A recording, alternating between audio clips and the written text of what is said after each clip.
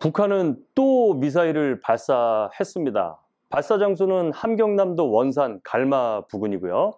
지난번 발사는 호도반도 부근이죠. 호도반도는 기존에 KN-23을 두 차례나 발사한 곳입니다. 이번에는 원산 밑에 이 갈마 부근에서 사격을 했네요. 이동식 발사대가 지난번 것과 같은 것인지는 아직 확인이 안 되고 있습니다. 제가 생각할 때 그냥 지난번 거랑 비슷하다고 생각을 합니다.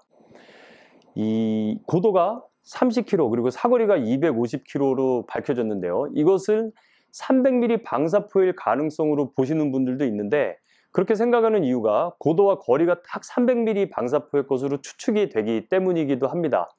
그러나 제가 보기에는 북한이 지난 25일에 사격한 것처럼 이 디프레스드 런치 방식, 즉 저각 사격 방식을 통해서 발사를 한 것이 아니냐 하는 생각이 제 생각입니다.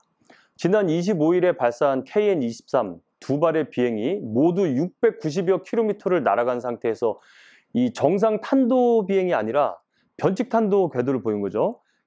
중간에 횡비행을 하다가 다시 도약 비행을 해서 이 미사일 탄체의 특성을 보여주고 있는데요. 정상적인 탄도탄의 형태는 아니죠. 이렇게 비행을 하는 이유는 우리 대탄도탄 요격 능력을 무력화하려는 시도라고 볼 수가 있는 겁니다. 특히 25일에 KN-23 미사일에 대해서 미국의 트럼프 대통령이 이거는 미국의 위협이 아니다라고 하면서 북한의 미사일 실험에 대한 행동의 자유를 준 것이나 다름없는 발언에 북한은 더욱 자신감을 얻어서 미사일 실험을 하고 있는 것으로 보여집니다. 미국 트럼프의 발언에 관심을 집중해야 하는 것은 사실 유엔 안보리 제재 위반이 확실합니다. 왜냐하면 해상, 공중, 육상 어떠한 이 위협적인 행위를 하지 말아야 한다는 것이 유엔 안보리 제재의 그 기본인데 확실히 위반을 한 건 맞아요. 그럼에도 북한의 단거리 미사일 실험에 대해서 미국이 용인을 해주었다는 그 자체가 의미가 있는 것입니다. 즉 북미 협상 대상에 저 미사일은 포함이 되지 않는다는 가이드라인을 제시받았다고나 할까요? 그렇게 된다면 향후 북미 협상에서는 아무런 제약이나 영향을 받지 않으면서 저 미사일은 대한민국과 일본에는 매우 치명적인 무기가 된다는 걸 의미합니다. 바로 북한이 이 점을 교묘하게 이용하고 있다는 거죠.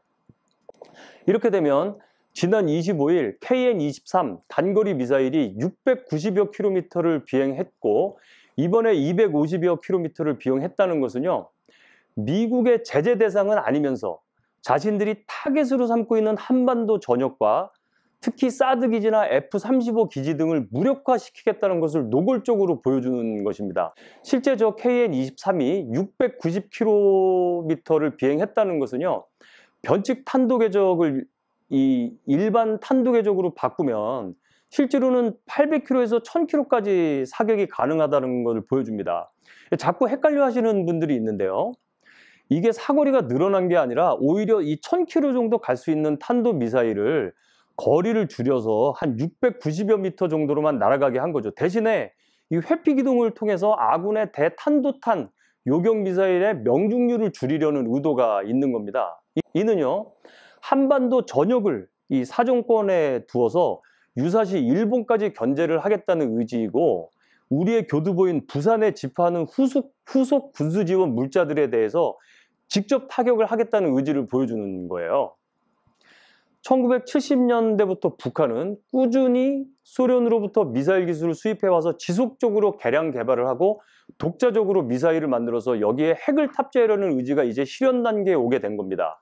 특히 탄두 중량이 500kg에서 1000kg까지 실을 수 있는 것이 왜 의미가 있냐 하면은요, 바로 핵탄두를 소용할 경우에 이 미사일에 탑재를 해서 핵미사일로 쓸 수 있다는 거예요. 핵탄두가 소형화되면은 1000kg까지 내려갈 수 있고 더 고도화되면 500kg까지도 갈 수 있기 때문이죠. 따라서 ICBM, 즉 대륙간 탄도미사일을 개발을 해서 미국의 심기를 건드리지는 않겠지만 동아시아의 영향력을 행사하기 위해서는 사거리 1000에서 1500km 정도의 사거리와 탄두 중량 500kg 이상의 미사일을 보유하게 될 경우에는 충분히 영향력을 행사한다는 거죠. 이게 미국과의 협상에는 아무런 부담이 없으면서 영내의 영향력을 행사하는 강력한 힘을 가지게 된다는 점을 노린 것으로 파악이 됩니다. 즉 한국과 일본을 직접 타격 대상으로 둠으로써 힘을 발휘하겠다는 뜻이죠. 북한은 곧 있을 한미연합훈련에 대해서도 강한 불만을 나타내고 있는데요. 지난 25일 사격에서도 마찬가지로 19- 한미연합훈련 동맹에 대해서도 불쾌한 심정을 드러냈었거든요. 북한은 계속해서 단거리 탄도미사일로 불안을 조성하면서 미국의 심기는 건드리지 않겠다는 교묘한 이중 전략을 실행하고 있고, 지금 정부에서는 북한의 저 단거리 탄도미사일이 유엔 안보리의 의사결정을 위반한 중대한 위반 사항임에도 불구하고 아무런 조치를 취하지 못하고 있는 실정입니다. 늘 우리는 발사체라는 묘한 단어를 쓰고 있는데요. 아니, 미사일이면 미사일이지 도대체 발사체가 뭘 뜻하는지 저는 모르겠습니다. 자, 여전히 걱정이 되는 부분은요. 과연 저 단거리 탄도미사일, 아니 발사체, 아니 탄도미사일이죠. 과연 우리 군이 저걸 방어를 할 수 있느냐, 이것이 아마 제일 궁금할 텐데요. 저 미사일이 최종적으로 종말 단계에서 우리 대탄도탄 자산에 포착이 되면 이는 충분히 방어가 가능합니다. 현재 배치되어 있는 한미 패트리어트 미사일이 이미 업그레이드가 되어 있기 때문에 충분히 방어가 가능하고요.